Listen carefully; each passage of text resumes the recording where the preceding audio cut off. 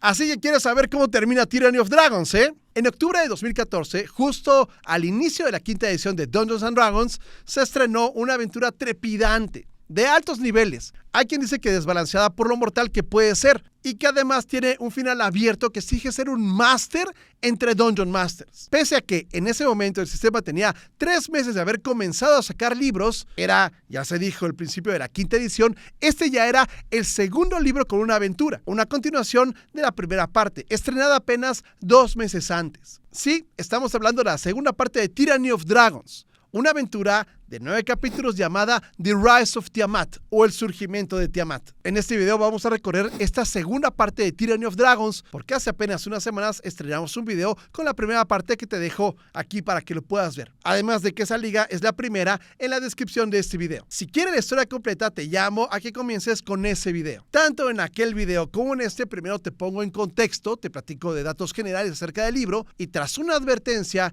de que lo que sigue es spoiler, vamos a ir detallando capítulo por capítulo cada uno de los que integran este libro, de cómo enlazarlo con el anterior, de lo que pienso que tienes que tener cuidado y que te recomiendo que disfrutes mucho de cada uno, y especialmente de cómo usar cada capítulo en la forma de un módulo para tu campaña. O sea, cómo integrarlo a tu historia si te hace falta una aventura mortal en el hielo, una aventura mortal en el bosque, o una aventura mortal en un calabozo, o una pesadilla en Thai. The Rise of Tiamat se publicó como libro de tapa dura en 2014. Era un libro de esos llamados corto, de solamente 96 páginas, similar a algunos de la tercera edición, y más tarde se integró en una sola publicación a la primera parte de la aventura, que se llama The Hoard of the Dragon Queen, para juntos formar Tyranny of Dragons, que es el libro que yo tengo y que fue republicado de esa manera en 2023 y que sigue estando disponible en muchos lugares de forma física y también en D&D Beyond de forma digital. Por desgracia, ese libro solamente existe en inglés, aunque tengo que decirte que yo lo amo. Mira, no es 100% necesario jugar Hoard of the Dragon Queen para jugar The Rise of Tiamat. Basta con tener un grupo de 6 jugadores nivel 8 y tener ganas de enfrentarse con uno de los peores malos que conoce el mundo de D&D. Esto que sigue es muy importante. Si quieres un día vivir The Rise of Tiamat como jugador, es fundamental que no sigas adelante con este video. Te dejo más de 200 videos que tenemos en W20 de muchos otros temas, y te invito a que le mandes este video a tu Dungeon Master si quieres jugar esta aventura, porque lo que sigue sí le va a quitar mucho sabor, muchas sorpresas a esta aventura si la vas a jugar. Te pido que solamente te quedes si quieres dirigirla o si ya la jugaste. Dicho esto, vamos con la tradicional pausa de 10 segundos, tras lo cual comienza la parte con spoilers. Sigue bajo tu propio riesgo.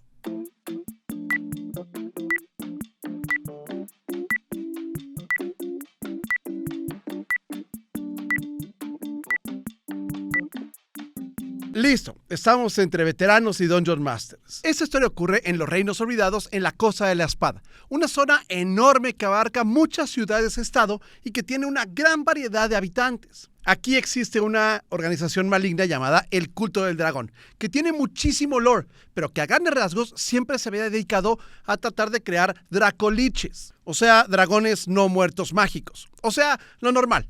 Hasta que uno de sus líderes, llamado Severin, se hizo del mando para cambiar el objetivo. Ahora buscan traer al plano material a Tiamat, la reina diosa de los dragones cromáticos, o sea, de los malos, de los cuales tenemos una buena serie que te dejamos aquí. Tiamat en ese momento se encuentra en Avernus, que es la primera capa del plano exterior de Baator, también conocida como los 9 infiernos. No está ahí por gusto y busca influenciar a mortales que están llenos de avaricia para hacer cosas terribles. El culto del dragón debe amasar una gran cantidad de riquezas y de personas para poder cumplir el ritual maligno que va a traer a Tiamat al plano material. Las personas son para ser sacrificadas y el tesoro para que la diosa no devore a los que la están invocando. O sea, para agradarle. Para este ritual se requieren también 5 máscaras, una por cada una de los tipos de dragones cromáticos, que se unen como Voltron en una super máscara de Tiamat. De que son hermosas, son como los Power Rangers, pero al revés. Las juntas todas y el mundo explota. La primera aventura de esta serie, que se llamó El Tesoro de la Reina Dragón, se trató del saqueo que está haciendo el culto del dragón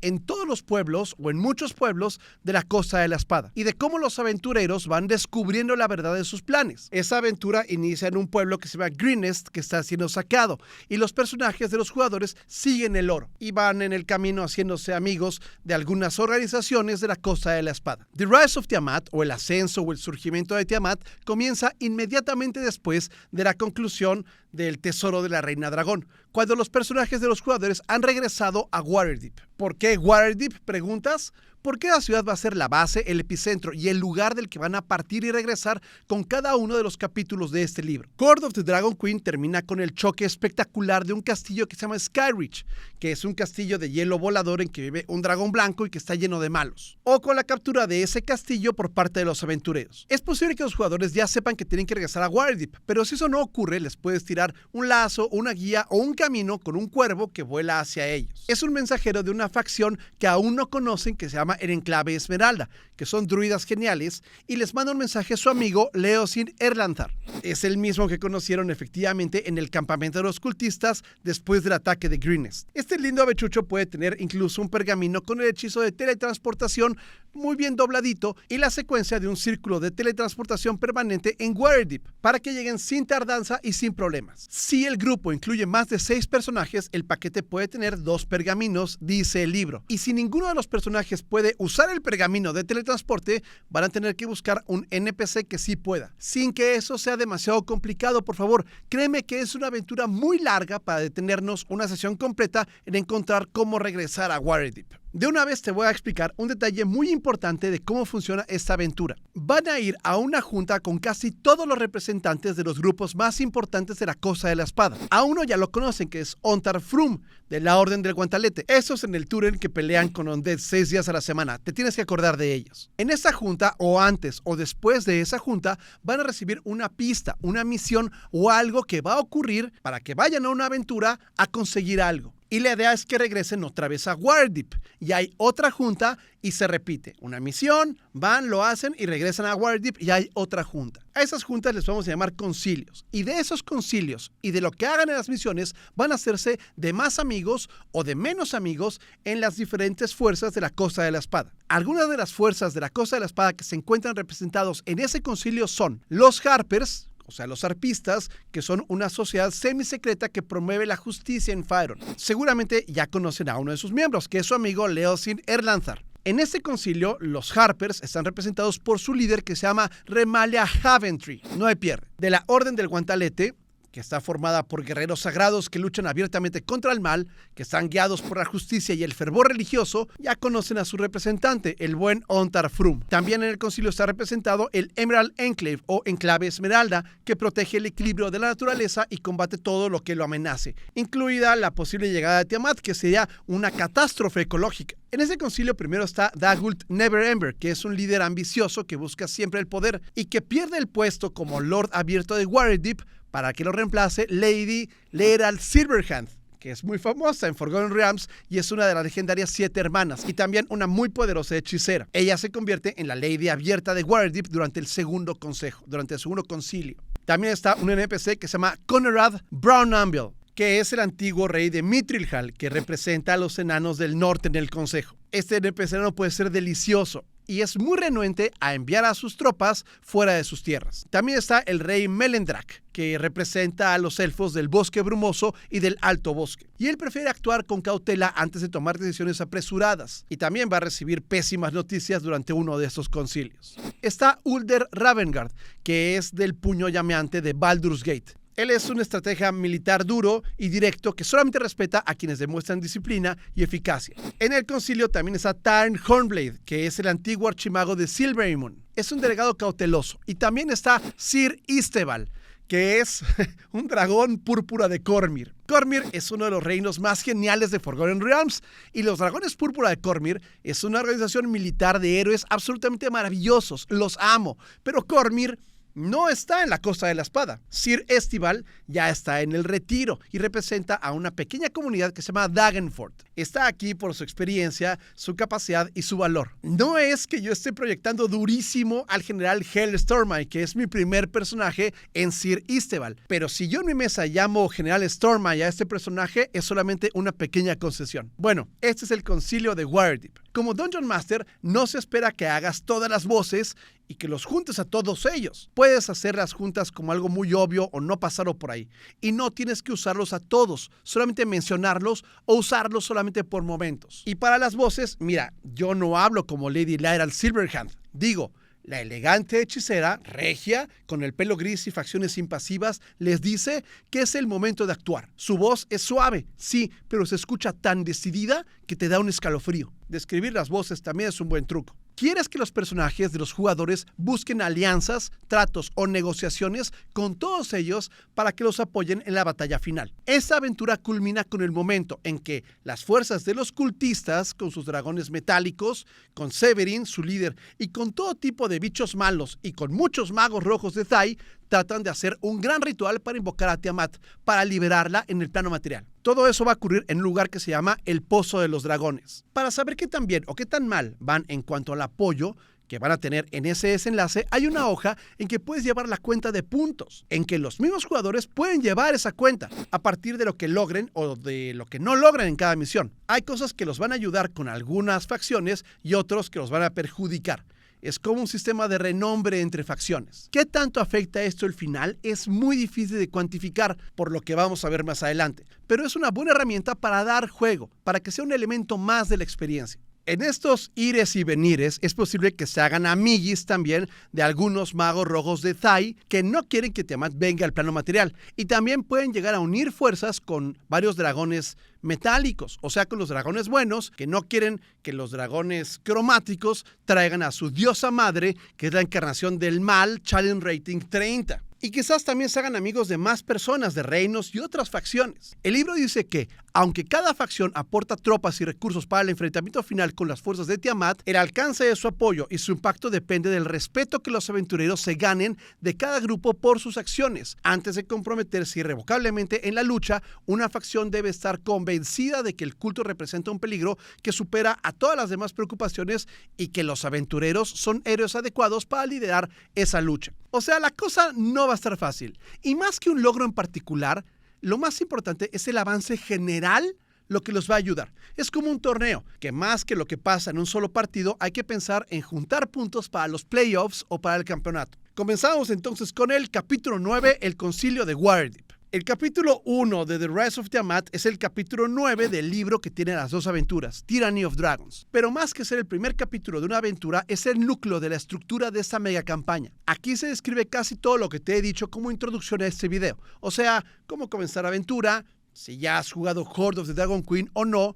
Te dice algunas ideas de cómo poner a los personajes de los jugadores en Waterdeep y cómo involucrarse en el primer concilio, donde van a conocer a los NPCs de los que ya hablamos. Y te van a poner pistas para dos posibles alternativas de acción, dos mini aventuras, una que se llama Barham the White o Barran el Blanco y otra que se llama The Sea of the Moving Ice, o en español, el mar del hielo en movimiento. Independientemente si deciden hacer una u otra, la estructura de la historia te lleva de regreso a ese capítulo principal cuando las concluyes, cuando las terminen. Cuando eso pase, que acabes con estas dos mini aventuras, ocurre el segundo concilio, en que se habla de lo que se logró, de lo que se descubrió y cómo afecta a toda la Costa de la Espada. Y eso nos conecta con las dos siguientes mini aventuras llamadas Neron Bane y también Metallic Dragons Arise, o Dragones Metálicos Levántense. Otra vez, independientemente si logran una, otra o las dos, los personajes regresan al mismo capítulo 9 para el tercer concilio de Waterdeep, en que nuevamente se discute cómo les fue, qué es lo que se ha logrado, cosas de la historia que avanzaron en su ausencia, y se conectan con dos aventuras más con objetivos críticos, que son Shontal's Tower, o la Torre de Shontal, y o Mission to Thay, o Misión a Thay. El desenlace de esas últimas dos mini aventuras, además de algunos elementos independientes, nos van a llevar al cuarto y último concilio de Waterdeep. Y después de ese cuarto concilio, todas nuestras elecciones nos llevan irremediablemente al capítulo 17, que se llama El regreso de Tiamat. Sé que la idea de un capítulo central como núcleo de la estructura es rarísimo, pero funciona muy bien para este tipo de campaña en capítulos en que todo se construye para un gran final. Ok, otra cosa importante que pasa antes de ir a las primeras dos aventuras y que ocurre apenas choca o recuperan el castillo de Skyreach, y ese comienza a sonar el Draghorn. El Draghorn es un cuerno gigantesco que perteneció al último consorte dracónico de Tiamat y que servía para alertar a los dragones cromáticos de peligros inminentes. Ahora el culto del dragón lo está usando para convocar a todos los dragones malignos del norte al Pozo de los Dragones, lo cual está desatando una alarma entre todos los animales que sienten este sonido a cientos de kilómetros de distancia. Este sonido lo pueden percibir los personajes. Es una amenaza constante, un recordatorio que el mundo está a punto de acabarse. Y eso es una cosa que les puede repetir a los jugadores una y otra vez, la amenaza de que suena el Draghorn. Ya en el primer concilio, si los aventureros no jugaron Hordos de Dragon Queen, Dagult Neverember, que en este momento es el mandamás de Waterdeep, les resume todo lo que pasó, les platica todo lo que pasó. Les habla acerca del plan para invocar a Tiamat, los saqueos del culto, el sistema de transporte de tesoros, la caída o captura del castillo Skyreach, etc. Si tus personajes sí jugaron la primera parte, es al revés. Ellos tienen que exponer ante el concilio todo lo que pasó, explicarles todo lo que ellos saben y junto con el concilio unir las piezas para que sepan qué es lo que tienen que hacer después. Esto es porque el consejo quiere escuchar directamente a los héroes si fueron testigos o también en parte la causa de todo esto.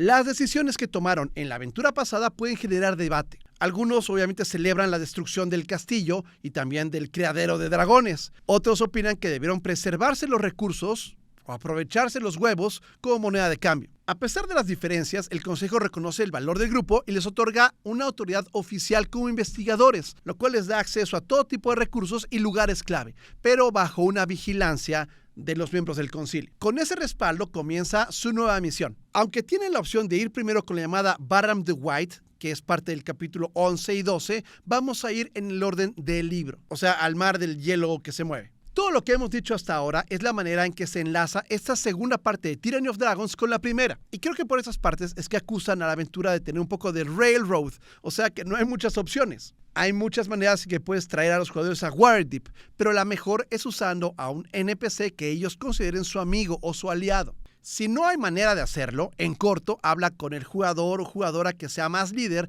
y dile que su personaje sabe que después de todo el castillo tienen que regresar a Waterdeep. Aunque nada se dijo la última vez que pasaron por Waterdeep. A lo mejor es una buena idea que cuando pasen la primera vez en el camino de Waterdeep pase algo para que sepan que tienen que regresar ahí, a lo mejor. Pienso que debes de tener cuidado con que este capítulo no sea un gigantesco lore drop o una enorme descarga de conocimiento, lo cual puede ser un poco aburrido y puede confundir a los jugadores. La verdad es que solamente se divide en llevarlos a Waterdeep, escuchar el Draghorn, ir al concilio y conocer a sus jefes y que se enteren de la siguiente misión. Nuevamente, no tienes que rolear a todos los miembros del concilio. Puedes hacer que sus discusiones sean en privado y reciban a los personajes solamente para interrogarlos o para darles información. De una forma bien planeada o dándoles un entregable a tus personajes, todo esto puede ocurrir en media sesión. Darles la información, que se recuperen, que compren equipo y que se vayan a la acción. Pero también puedes aprovechar para que esta sea una sesión de compras, de lore y también un epílogo de la primera parte de la campaña. Porque sobre todo la parte de entregar el castillo al concilio o explicar lo que pasó puede ser divertidísimo. Es un momento que puede ser genial, dar cuenta de sus acciones. A mí eso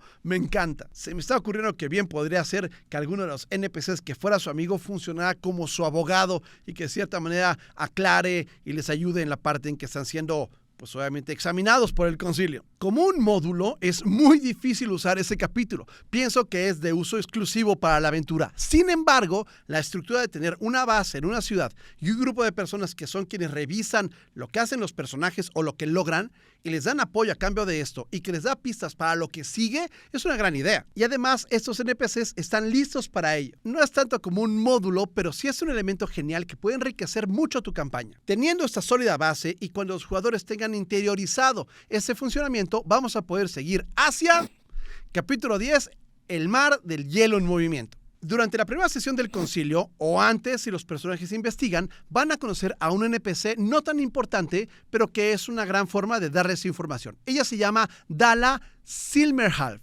Ella sabe qué es el Draghorn y que los dragones lo escuchan claramente, sobre todo los metálicos. Dala sabe esto porque el antiguo dragón de bronce, Nimur, es amigo de su familia y se lo dijo. Como traten a Dala, va a afectar cómo los va a tratar Nimur, el dragón, más adelante en la historia. Muchas cosas, pero sobre todo el ambiente de tensión es iniciado por el Draghorn. El libro lo describe como un cambio repentino en el viento que trae consigo una extraña sensación de inquietud. Es similar a la caída de presión antes de una tormenta mortal o a los temblores lejanos de un deslizamiento o terremoto. No son los únicos que lo han notado. La ciudad a su alrededor se queda en un silencio antinatural. no ladran los perros, no cantan las aves. Incluso los vendedores ambulantes han enmudecido. El libro sigue. El sonido del Draghorn inquieta profundamente a todos los líderes de la Costa de la Espada. Para saber más sobre el cuerno y su ubicación, los aventureros deben emprender una expedición al gélido norte. Y esto es muy al norte, más allá de la espina del mundo, al norte hasta de Icewind Dale, hasta donde se encuentra el mar del hielo en movimiento, una región de icebergs errantes, vientos brutales y frío extremo. Ahí hay un dragón blanco que se llama Arautator, conocido como la vieja muerte blanca, quien acecha y aterroriza la zona. En esta parte de la aventura, la lucha contra el culto lleva a los héroes a una de sus guaridas congeladas, a una de ellas. El sonido del Draghorn es frecuente, casi constante, y Dala les informa que el último lugar conocido del Draghorn es el mar del hielo en movimiento, y que la única persona que podría saber más es una hechicera tiefling además, que se llama Mak'ghath la Carmesí. Aquí hay una imagen de ella. Nadie sabe más del Draghorn que esta tiefling que se llama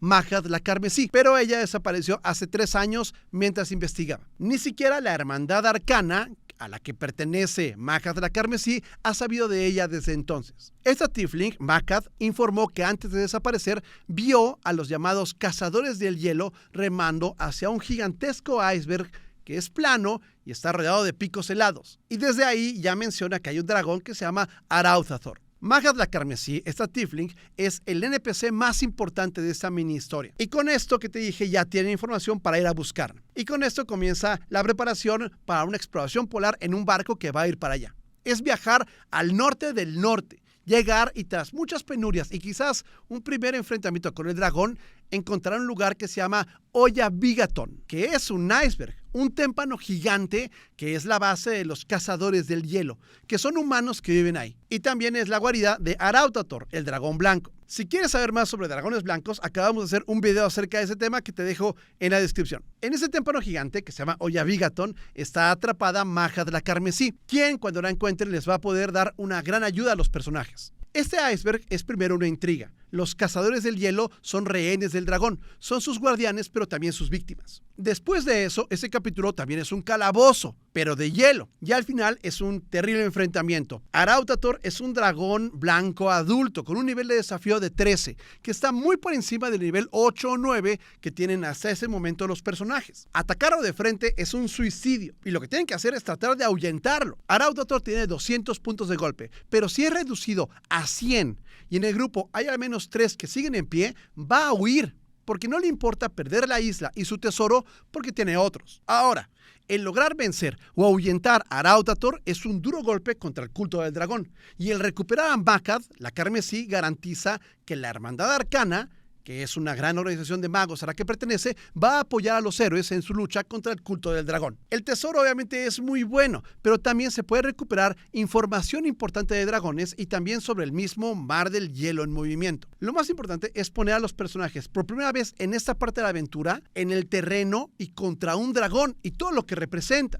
Una cosa buena es que, como es costumbre, los personajes al terminar ganan un nivel terminando ese capítulo. Pienso que tienes que tener mucho cuidado con Arautator, que es muy bravo y está desbalanceado para el nivel de los jugadores. No dudes en que sea un encuentro muy amenazador y terrorífico, pero trata de no hacer un TPK, un Total Party Kill. Sobre todo porque estos no son cultistas. Arautator sí quiere matar a los que se meten a su guarida. Una posibilidad que te puede ayudar en caso de que el dragón sí esté haciendo estragos en la compañía es que Mak'ghath la Carmesí intervenga en la historia y posiblemente se sacrifique para que ellos puedan sobrevivir y puedan recuperar conocimiento para la Hermandad Arcana, porque ella lo que quiere es que su investigación salga de ahí. Eso puede ser muy heroico y puede tirarte un lazo en caso de emergencia. Y ten cuidado también con el calabozo, porque es demasiado grande y puede hacerse un poco aburrido. No dudes en dejar sitios vacíos para que la exploración continúe. Marfulf, la rana de hielo que es líder de esos bichos en esta zona, es muy divertida. Y sobre todo, los aldeanos, la interacción con ellos y la posibilidad de tener un duelo para ganar su respeto es una cosa que me atrae muchísimo. Con un poco de suerte y los jugadores adecuados, uno de ellos puede terminar siendo miembro honorario de la tribu. Tengo que decirte que hoy, estos cazadores del hielo pueden ser un poco una falta de respeto a los inuits. No encontró nadie que se queje acerca de ello, pero por si las dudas, por supuesto, como siempre, tratemos de ser muy respetuosos con esa cultura. Y si te llama la atención, aprende más acerca de los inuits para poder hacer una mejor representación de personas que viven en condiciones similares, pero dentro del juego. Como módulo, este puede ser muy bueno. Es recuperar cualquier tesoro o un NPC que reemplace a Majas la Carmesí. Es una aventura polar con un gran enemigo perfectamente encapsulada. Y si de plano la idea es matar al dragón, puede ser mejor que sean con personajes nivel 12 o 13, para que sea de verdad un reto, pero que sea posible hacerlo. Capítulo 11. Muerte a los Wyrmspeakers, parte 1. Este capítulo comienza con el regreso del grupo a Waterdeep y el reporte con el concilio hayan logrado el objetivo o no. La Hermandad Arcana es una aliada muy poderosa y todos celebran si los aventureros logran su apoyo. Este capítulo comienza con el regreso del grupo a Waterdeep y el reporte al concilio hayan logrado el objetivo o no. La Hermandad Arcana es una aliada muy poderosa y todos celebran si los aventureros lograron su apoyo, excepto la Orden del Guantelete, porque Unterfrum desconfía de ellos, ya que permiten a magos con intereses oscuros en sus filas. Aún así, Unterfrum no pierde respeto por el grupo, pero tampoco ganan. Pienso que esta escala en Waterdeep puede ser muy corta y no dispara el segundo concilio, pero sirve para tener una pista de la siguiente misión. Uno de los primeros actos de los arpistas en su lucha contra el culto del dragón fue espiar a los miembros más poderosos. Ese esfuerzo dio fruto. Leosin Erlantar, nuestro viejo amigo, nos informa sobre movimientos de una persona llamada Barram el Blanco. ¿Te acuerdas de Talis la Blanca en la cabaña en la montaña en la primera parte de la historia? Ella fue desplazada por este enano, que ahora vamos a cazar. Cazar de capturarlo, no cazar de matrimonio. Pobre Barram, no, hay que cazarlo de atraparlo nada más. Sí, o sea, pobre, no. Las máscaras del dragón son muy importantes para el culto del dragón. Eso ya lo tienen que saber los personajes de los jugadores. Vamos a repasarlos. Barram es el encargado de la máscara blanca. Neron Bane es el encargado de la verde.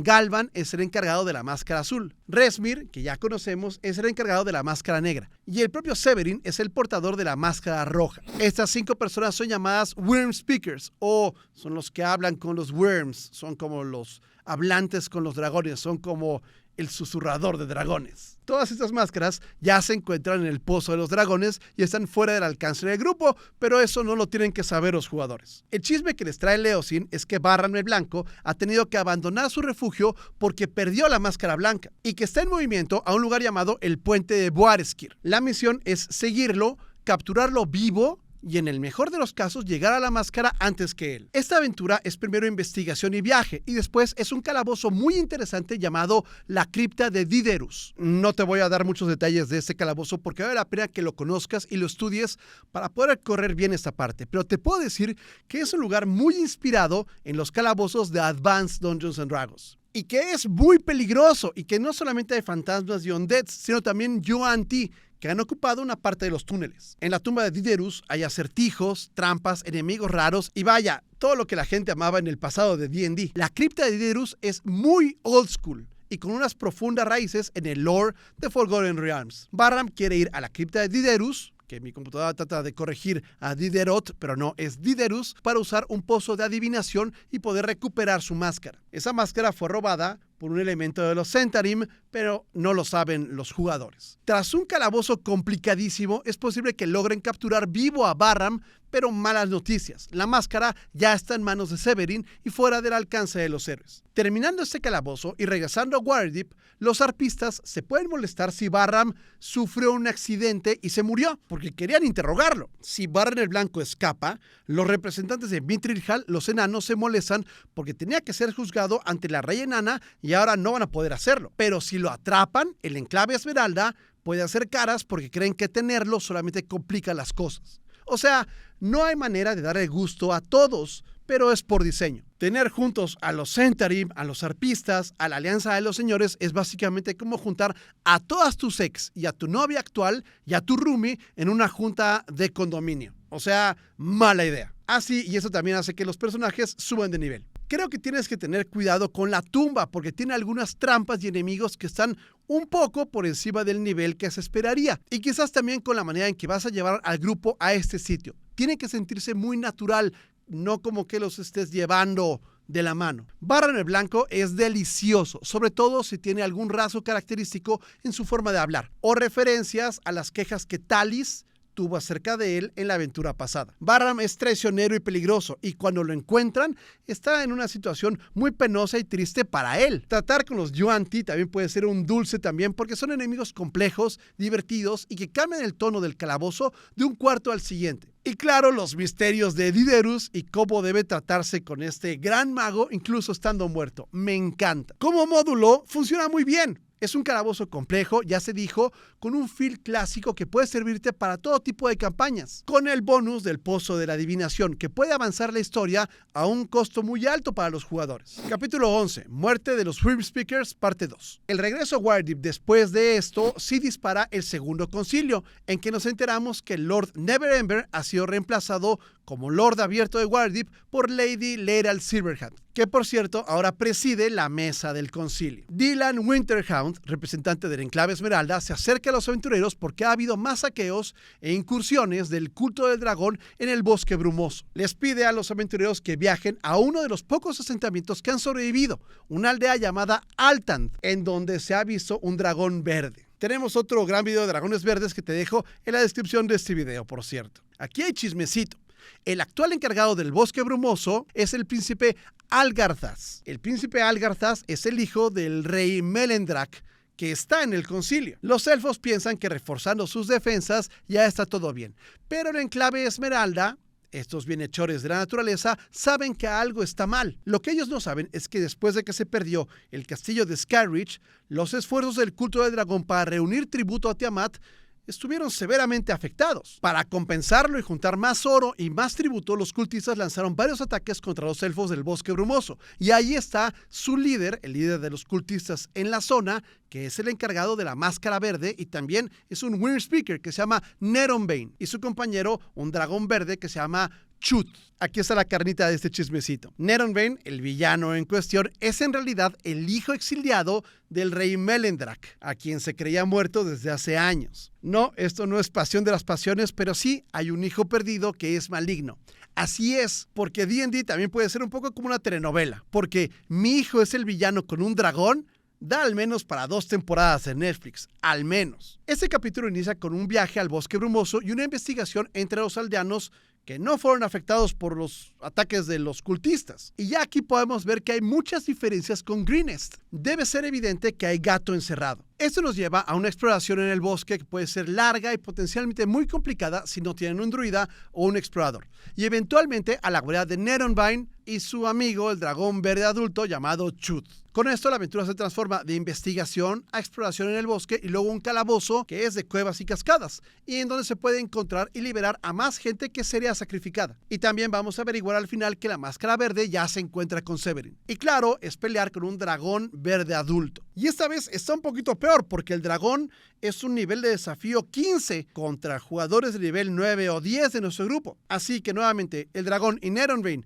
que ya de suyo es nivel de desafío 6, pelean hasta que les queda la mitad de los puntos de golpe y entonces huyen. Ya sea para vengarse de los aventureros en un capítulo posterior o vernos las caras al final del camino en el Pozo de los Dragones. Al regresar a Waterdeep, la noticia de que los ataques del culto del dragón a los bosques élficos ya ha cesado es recibida con alivio por el concilio, obviamente. Pero el rey Melendrak reacciona con furia contenida al enterarse de la traición de su hijo Neronbane. Obviamente este rey élfico Melendrak sigue siendo muy reacio a poner a los elfos en la primera línea de combate. Pero esto que pasó lo va a llevar a aceptar casi todo lo que traigan los personajes de los jugadores. Alianzas con magos rojos, gigantes o incluso demonios, siempre y cuando pueda cuidar un poco a sus elfos. Pero creo que se siente muy culpable por lo que pasó. Nuevamente, cuidado con el dragón. Está muy fuerte para personajes de nivel 10.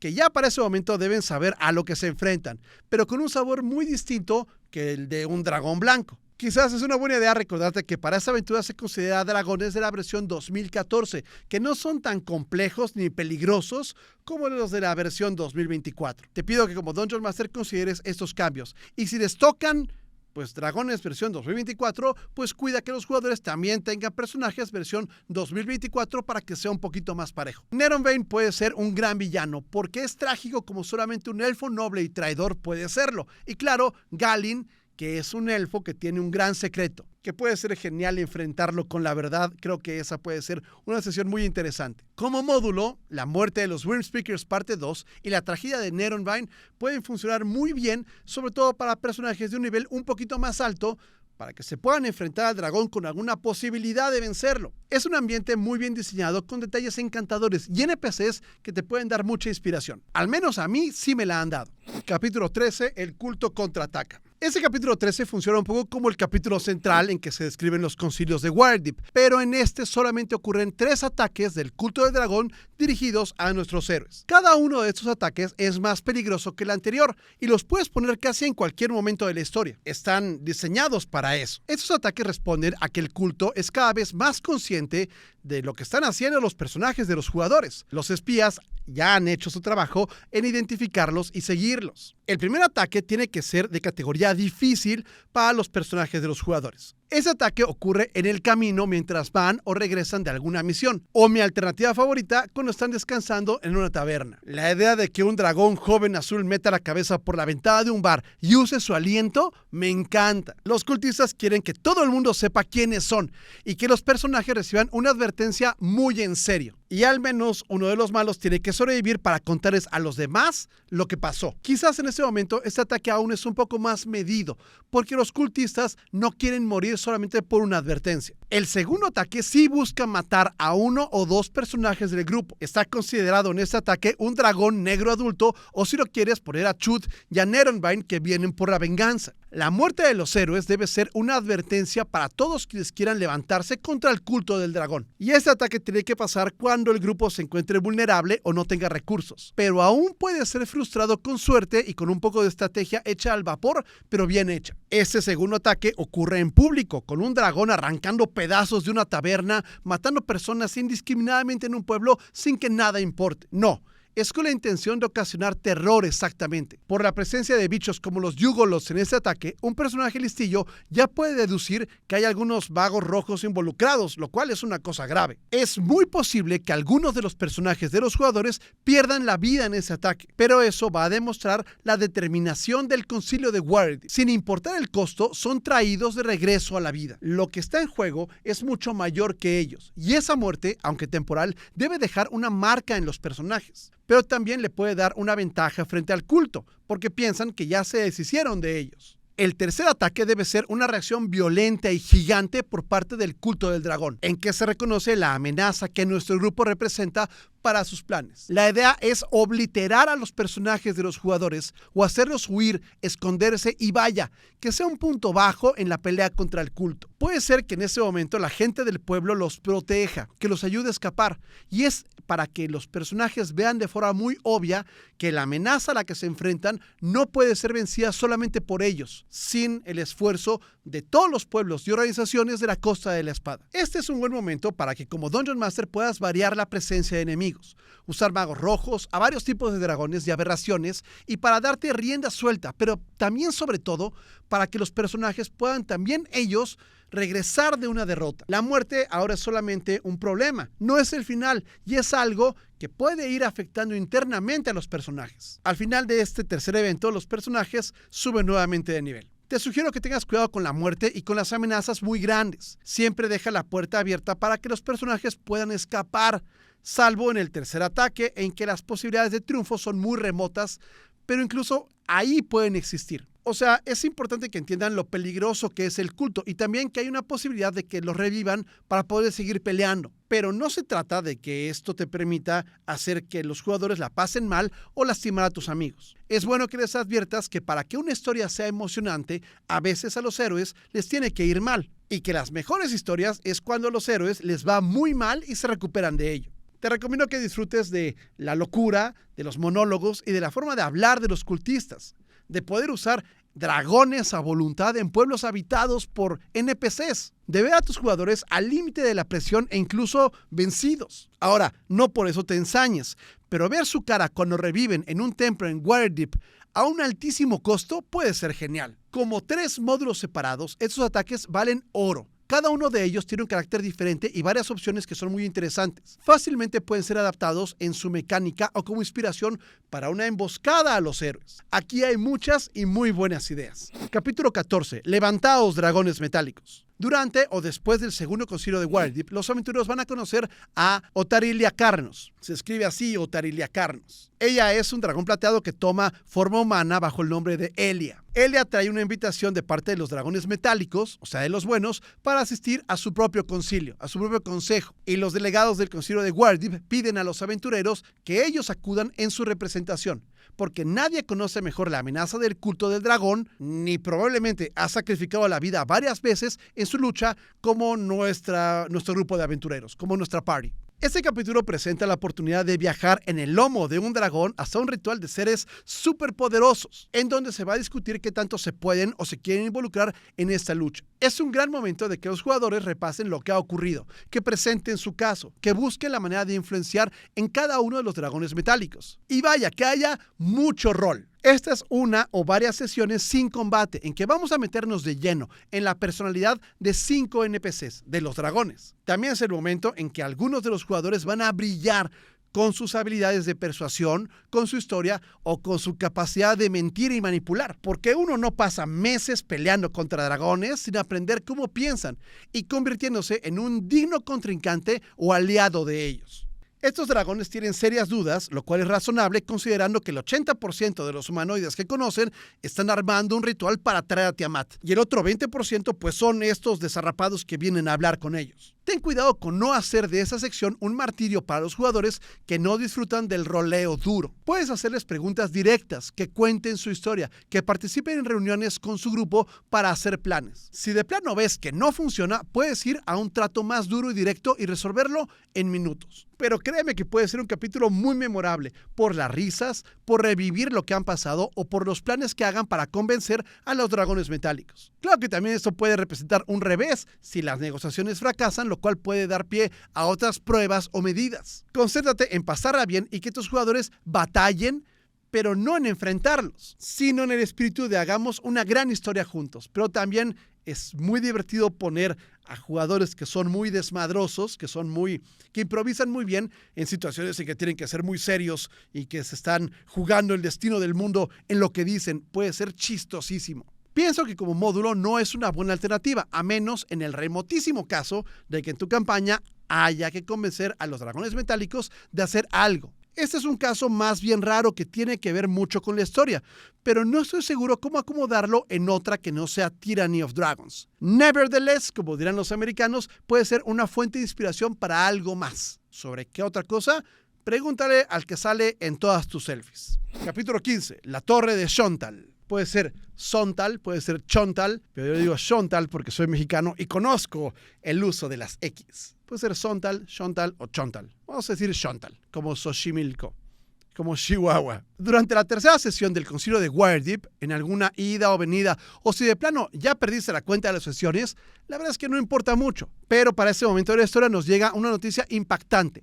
Un importante miembro del culto del dragón quiere desertar y está dispuesto a entregar una de las máscaras como muestra de buena fe. Aunque podría tratarse de una trampa, los delegados del concilio consideran que vale la pena arriesgarse. Este posible desertor está refugiado en un lugar que se llama la Torre de Shontal, una fortaleza antigua que el culto ha tomado recientemente. Debido a la naturaleza del lugar, un equipo pequeño tiene más posibilidades de infiltrarse que un ejército. Adivina a quién están pensando en mandar a investigar. O sea, nuevamente el enlace es algo que los miembros del concilio nos dan, en este caso basado en una nota de una persona llamada Iskander. A esta persona Iskander a lo mejor ya la tienen en el radar, sobre todo si Barran el Blanco cantó la información que sabía. Aunque Severin tiene gran control sobre el culto del dragón, aún hay muchos tradicionalistas que siguen, más que queriendo traer a Tiamat, pues queriendo ser dracoliches como siempre, ¿no? Esos tradicionalistas del culto del dragón creen, con un poco de razón, que Severin está siendo manipulado por Tiamat. En este capítulo, 2 NPCs importantes son Jorgen Paul y su fiel teniente Iskander. Para ganarse a estos tradicionalistas del culto del dragón, Severin aceptó darles una máscara del dragón, la máscara azul,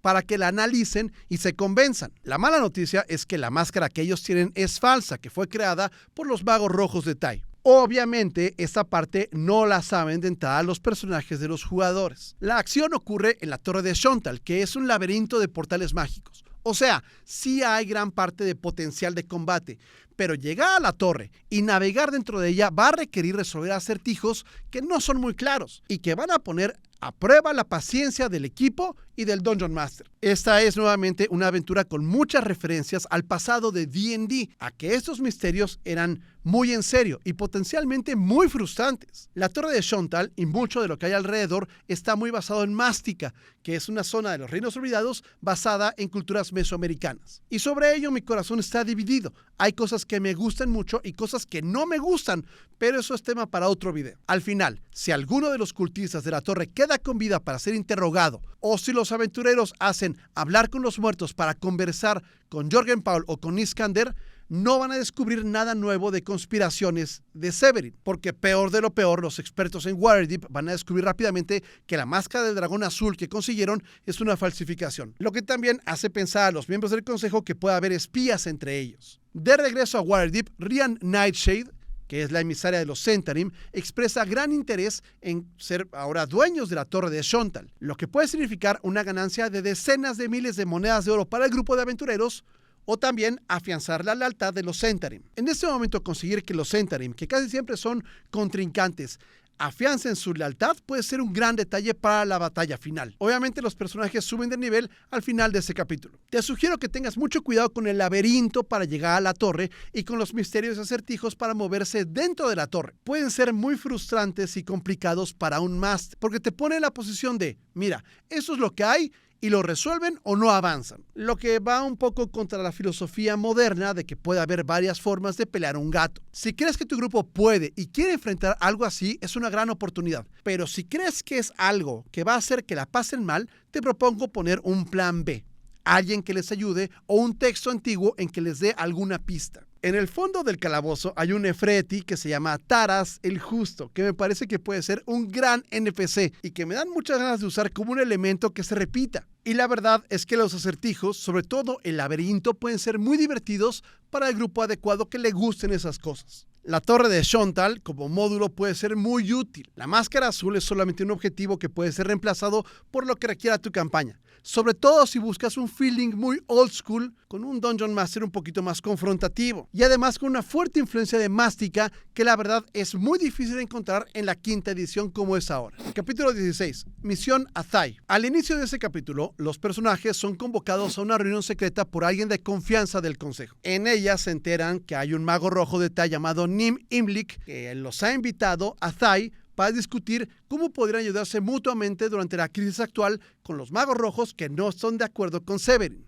Esta visita solamente va a durar unos días y se garantiza completamente la seguridad del grupo, pero el lugar de reunión no es negociable. Esta es una decisión difícil para el concilio. Con los magos rojos, que están en contra de Severin, los planes del culto del dragón se ven severamente comprometidos, porque además el infame Lich Sastam desea la muerte de todos los magos rojos que se han unido al culto. Todos los miembros del concilio tienen sus reservas, pero piensan que vale la pena aceptar la invitación. La decisión al final, por supuesto, depende de los personajes. Por un lado, el congraciarse con los magos rojos es una buena estrategia. Van a apoyar en la batalla final. Por otro lado, esto involucra ir al infierno, a la zona más peligrosa de los Reinos Olvidados, rodeados de los peores villanos que puede haber, a una tierra prohibida que se ha deformado por la magia maligna que ocurre ahí. Si deciden ir, este capítulo transcurre como una aventura de suspenso, terror y puede ser muy traumática para algunos jugadores, básicamente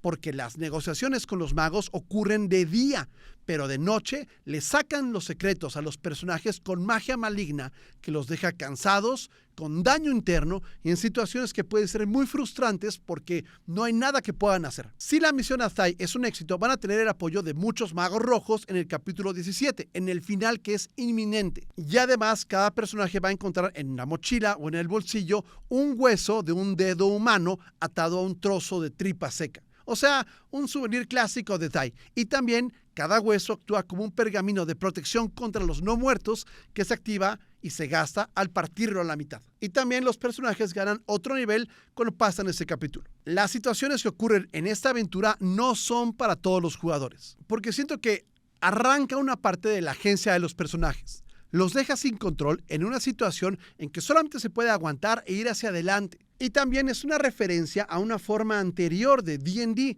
que no va con algunas sensibilidades modernas. No digo que no sea potencialmente genial, pero hay que hablarlo antes de exponer a tus amigos a algo que rompa el juego, sobre todo tan cerca del final. Si se animan a intentarlo, los magos rojos son deliciosos villanos y pocas cosas pueden ser tan disfrutables como el miedo de verdad en la mesa y la desvergüenza de sus antagonistas. Las descripciones de su villanía pueden ser un momento que todos recuerden hasta el final. Además, no hay mayor compromiso con una causa que unirse con los enemigos de mi enemigo, ¿no? Porque además, nada dice construyamos confianza como aliarte con necromantes tatuados que pueden robarte el alma si les estornudas encima. Zastam no aparece, pero su sombra sí, como todo jefe que no se digna a ir a las juntas pero manda a un asistente con un PowerPoint y amenazas veladas. ¿Normal? Yo también trabajé en Televisa. Como módulo no estoy muy seguro de cómo podría funcionar. Es ir a un sitio prohibido y pagar caro por una alianza, pero es más como dar información y ser presa de lo que le van a hacer los malos al grupo. O sea, puede funcionar como una sesión de terror en medio de una campaña, pero no hay mucha acción o justificación en un contexto diferente a Tyranny of Dragons. Eso sí, puede ser una gran fuente de inspiración y vale la pena leerlo. Capítulo 17. El regreso de Tiamat. ¿Qué onda? Terminar con estas últimas 3 misiones, o sea, el capítulo 14, que se llama Levantaos dragones metálicos, el capítulo 15, la torre de Shontal, y el capítulo 16, la misión Azai, dispara el último concilio de Waterdeep. Cualquier alianza con los magos rojos tiene sus pros y sus contras. Las facciones y delegados más pragmáticos están impresionados por la diplomacia que demuestra dicho acuerdo y saben que los magos rojos son un activo muy valioso. Otros se oponen a la idea siquiera de iniciar un diálogo con ellos. Y para otros son un mal necesario en el contexto de la guerra. El resultado del apoyo de los dragones metálicos se analiza en este cuarto consejo, lo que también es controvertido. Los dragones son buenos, pero han hecho muy poco hasta ahora y se puede sospechar de sus verdaderos motivos, o si solamente es por su propio beneficio. También se puede poner sobre la mesa cuestionar la forma en que los personajes hayan logrado la alianza con los dragones. Como quiera, es el momento de hacer cuentas y ver cuántos puntos tenemos con cada facción y cómo van a apoyar en el enfrentamiento final. No me voy a detener en la mecánica que se describe a fondo en el capítulo 9 para los puntos, pero eso es solamente si usas esa mecánica. En última instancia lo puedes hacer con el famoso tanteómetro y por el respeto que vayan adquiriendo los personajes entre los miembros del concilio. Como quiera, hemos llegado al final, que debería jugarse solamente después de completar todos los demás episodios de la aventura, o casi todos. Y también de que los personajes hayan alcanzado el nivel 14 o 15 de preferencia. Sabemos que tanto los arpistas como los Zhentarim cuentan con espías dentro del culto del dragón. Y en ese capítulo, las dos organizaciones informan de los preparativos del culto que están a punto de finalizar. Desde el inicio de este episodio, los acontecimientos se van a intensificar rápidamente, se precipita la acción. A partir de ese momento no hay vuelta atrás y los personajes que duden se arriesgan a perderlo todo. Cuando el plan de Severin está llegando a su fase final, la llamada del Draghorn pasa de ser apenas perceptible a un sonido claro y distante que infunde una sensación de fatalidad inminente. Pero antes de la batalla final, los aventureros tienen la oportunidad de explorar el Pozo de los Dragones. Esto es, hacer una infiltración sigilosa para ver cómo se está formando el templo de Tiamat y saber cómo va a ser el ataque final. Esta infiltración secreta solamente de los personajes los lleva al Pozo de los Dragones, que es una caldera en un volcán extinto en el extremo norte de las montañas del ocaso. Por razones que ningún mortal comprende, muchos dragones que llegan al final de sus vidas van al Pozo de los Dragones para morirse. Así lo han hecho por milenios. Y ahora es el escenario perfecto para el gran final. Este es un volcán muerto lleno de huesos, lava y cultistas. Básicamente como un festival de heavy metal. En esta incursión, que es para recopilar datos y poder planear el final, van a poder ver dónde está el Draghorn, dónde está el tesoro que se ha reunido y dónde están las personas que ya están siendo sacrificadas para invocar el templo de Tiamat, que está en Avernus y también aquí como una copia que se está armando. Como decía, esta primera parte es para recopilar datos y hacer una planeación de la estrategia. ¿Cuál de cada una de las fuerzas involucradas va a atacar en dónde? Para un grupo que disfrute la parte de la planeación, es el momento de dedicar una sesión o más a hacer un plano, establecer estrategias, hacer un esquema de cómo va a ser el ataque y sobre todo cómo van a llegar al templo para detener a Severin. Si este no es el caso, o sea, a tu grupo no le gusta hacer ese tipo de estrategias y planeación, puede ser que el concilio arme el plan y asigne al equipo su última misión. Todas las demás fuerzas les van a abrir espacio para que ellos puedan llegar al templo. La segunda vez que los aventureros van al Pozo de los Dragones, esa vez van con todas las fuerzas que han conseguido. Es el momento de que aparezcan todos, aliados, amigos, los que han rescatado, convencido o comprado para que los lleven ahí. Como Dungeon Master debes planear fuerzas equivalentes en ambos bandos. Los magos rojos que están con el culto y los que no. Los demonios que quieren que regrese Tiamat al plano material. Los cultistas, los dragones cromáticos, los dragones metálicos. Todas las organizaciones de la Costa de la Espada. Vaya, creo que es una buena idea que regreses un poco a la introducción del libro para refrescar tu memoria sobre los antagonistas y sobre las fuerzas del bien. Todo esto se resume en el último minuto, cuando los personajes de los jugadores entran al templo. Este lugar está tapado de enemigos, de magos rojos, y también tenemos a Severin, que está flotando en el centro de esta catedral de piedra oscura y angular, porque el ritual ya comenzó. A partir de que pasan por la puerta tienen 10 rounds, o sea, 1 minuto de combate para detenerlo. En ese minuto, y lo que haya antes y después, pueden pasar muchas cosas. Puede ser que detengan el ritual antes de que termine, o que el ritual se logre, y entre más daño logren hacer a lo que está pasando durante el ritual, la versión que aparece de Tiamat puede estar un poquito disminuida, al menos para dar una oportunidad de tratar de empujarla para atrás o de vencerla o de detenerla de alguna manera. Pero la verdad es que con un nivel de desafío de 30, la posibilidad de lograr vencer a Tiamat es casi inexistente. La idea es evitar que llegue al plano material. Este final es mucho más complejo que el castillo de Skyreach, que ya era una cosa muy grande. Puede ser que ocurra un sacrificio final y derrumbarlo todo antes de que termine este summoning. O incluso puede terminar con una batalla campal a gran escala de todas las fuerzas que se han reunido contra la reina de los dragones cromáticos. También en cuanto aparece, comienza a devorar también a sus seguidores, a todos los que están alrededor. El libro dice que es posible fracasar en este intento, y habrá masters que lo tengan como una posibilidad. Pero la idea es que sea un evento apocalíptico, catártico, y que sea el escenario para cerrar todos los círculos. Sé que un desenlace así suena como un reto imposible de enfrentar como Dungeon Master, pero créeme que mucho más de la mitad, casi toda la carga va a ir sobre los jugadores. Ellos te van a dar la pauta sobre qué hacer. Síguelos. Piensa en cómo hacer lo que ellos quieran. Creo que no es el momento de decir que no, pero sí de cobrar la grandeza con enormes pérdidas. Es un final digno para muchos héroes, y créeme que tras todo lo que han vivido, están listos. Tómalo con calma. Estudia el mapa, estudia las fuerzas del bien y del mal, y solamente diviértete.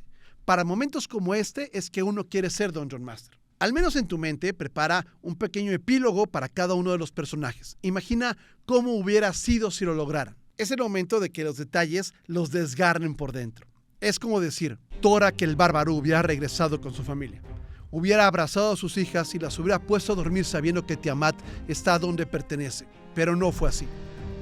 Thorak fue uno de los héroes que dio todo en la batalla y del que solamente quedó el recuerdo en los corazones de sus amigos. Quedó también media hacha quemada por el más terrible de los fuegos y también una cicatriz indeleble en una de las caras de una diosa dragón. Por ejemplo, como módulo, esta batalla final no tiene sentido. Es un final exclusivo para una campaña del calibre de Tyranny of Dragons. Pero como otros de estos capítulos, puede ser una gigantesca fuente de inspiración. Sobre todo de finales abiertos, de grandes batallas y de un escenario que hace más interesante todo el asunto. No es igual pelear con Tiamat en un lugar que es completamente plano, vacío, que hacerlo en medio de un templo, en medio de la caldera de un dragón rodeado por la batalla más grande que jamás ha habido. Con eso llegamos al final de Tyranny of Dragons, un gran libro que además aquí al final, al terminarlo todo, nos regala arte e imágenes para encontrar en los sueños y usar una y otra vez como inspiración. Esta historia tiene profundas raíces en el lore de Forgotten Realms y está pensada así para ser similar a lo que venía antes en D&D, a Advance, a los 80s, pero también da un paso a lo que es la quinta edición. Para terminar, te quiero dejar un link de un artículo que escribió Steve Winter, uno de los principales autores de estas dos aventuras complementarias. Es un gran aporte y un gran artículo que tenemos aquí en español y que vale la pena que leas. ¿Vale la pena correr esta campaña? Mira, son 2 libros, como 3 años de campaña, 5 cabezas de dragón y al menos 37 NPCs opinando. Por supuesto que vale la pena. Con esto te dejo mi más alta recomendación para jugar esta historia porque no te va a defraudar. Mi nombre es Manuel Solís, muchas gracias y que tires muchos 20s.